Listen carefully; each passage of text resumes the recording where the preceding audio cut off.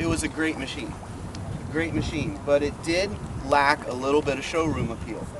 And that was part of the problem. So we also, as far as the ergonomics, obviously the design, the flowing facet design that Jacques discussed last night, but it is a lower profile.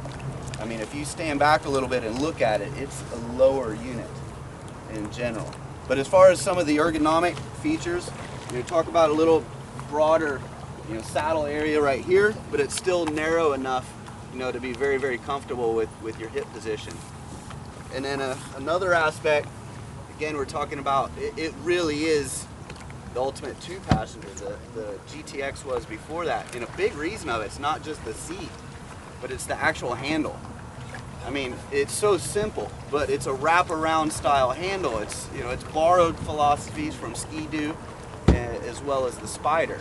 So now, rather than reaching back here, which you always had to do on other watercraft, or grabbing the strap, which is always flexes and moves, you just simply drop your hands down and your handle's right there. Same thing if you're in the observation situation. You turn around your observer, it's very, very comfortable. I mean, it's right where it should be, and it's that simple.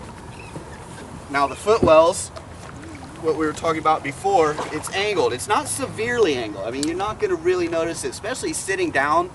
You might not notice it as much as if you were standing up. When you're standing up, you'll feel it a little bit, that it's tilted in. Your legs are in total alignment on this watercraft.